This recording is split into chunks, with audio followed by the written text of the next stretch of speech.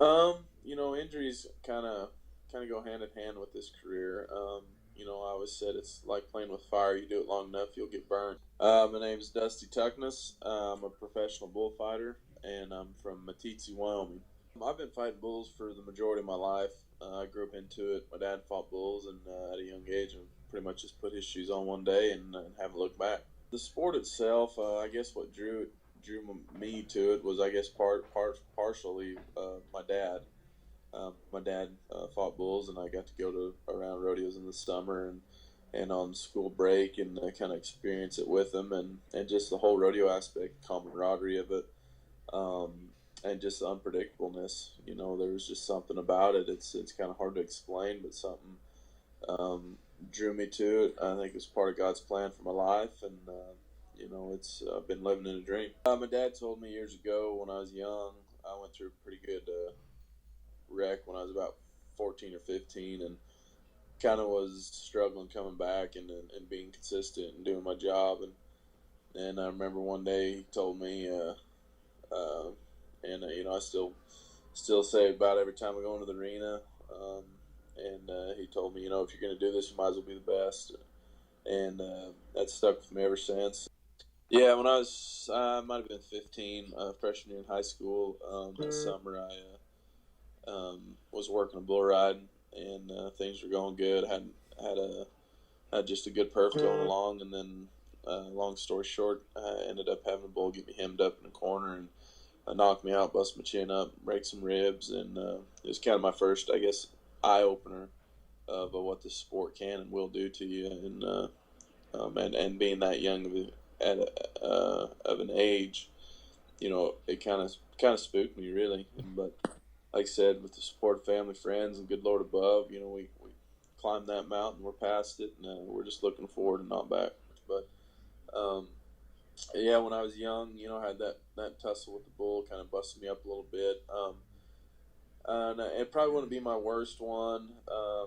I've had surgery on my shoulder, about had my ear ripped off, a couple other bumps and bruises, and quite a handful of broken bones. But really, for the years that I've been going and the bulls that I've been in front of and the predicaments that I've been in, I've been really blessed.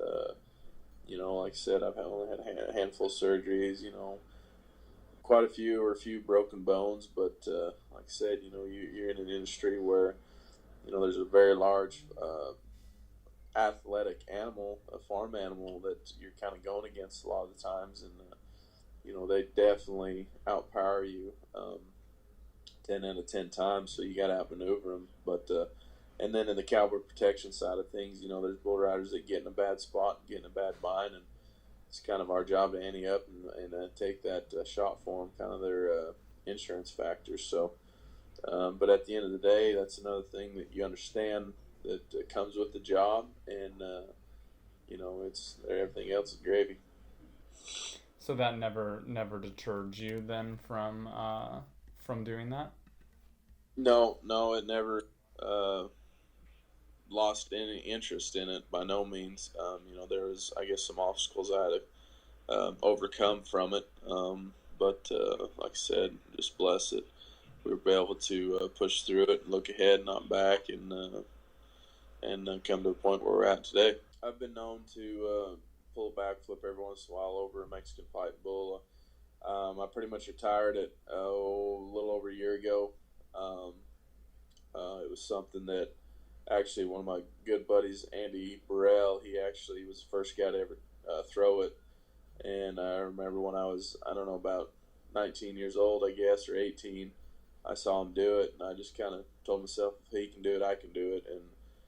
And so it kind of ended up, people kind of labeling me for it, and I was never a guy that going in them bullfights to kind of hype up what I was going to do. I just kind of was led kind of by the Spirit and God to kind of see what I was going to do, or give me kind of a sense of direction. And so we did it quite a few times, and we was pretty successful and blessed to get to do it. And I actually didn't do it for probably 3 or 4 years.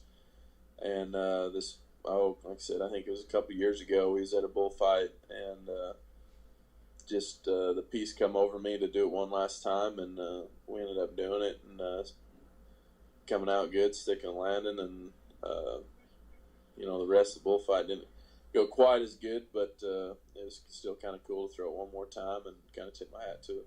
When you step foot in the arena and they're fixing to start the bull ride, for me, again, I still stay pretty calm.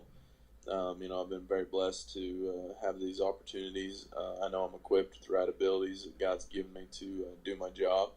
And then at that point, I just got to step up and go out and do them. Believe in my ability, believe in my teachings, believe in my fundamentals, and don't try to overreact on a situation. Don't try to read it too quick, but anticipate where that cowboy's going to go and where that bull's going to buck, and try to be in the right position at the right time when the whistle blows or the bull rider falls off to be able to take that bull away and keep him safe.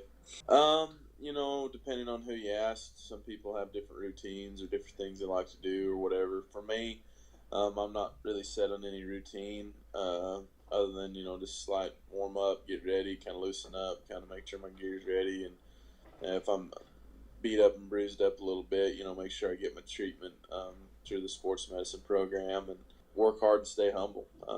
Those are kind of some things that keep in my mind where I want to put in the time, but I want to be humble, and I'm just thankful for the opportunities that God's given me. I do a lot of events with the Professional Rodeo Cowboys Association, the PRCA, as well as the Professional Bull Riders and Bullfighters Only, which is American Freestyle Bullfighting. So we stay pretty active and involved in the Western way of life. And honestly, I really wouldn't have it any other way. You might as well shake everybody's hands on the way up, because if not, you'll see them on the way back down too. So just appreciate what you get. Take time out of your schedule to be with kids, mentor kids, or be mentored. There's a lot of people I still look up to, and spiritually, physically, and emotionally, or whatever. And so it's been cool. It's a cool lifestyle.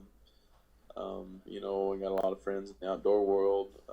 Got a lot of friends that we have, we're outdoor kind of people, so it kind of goes hand in hand, and we're sporty people, so it just kind of, I don't know, it's a different lifestyle, but I wouldn't trade it.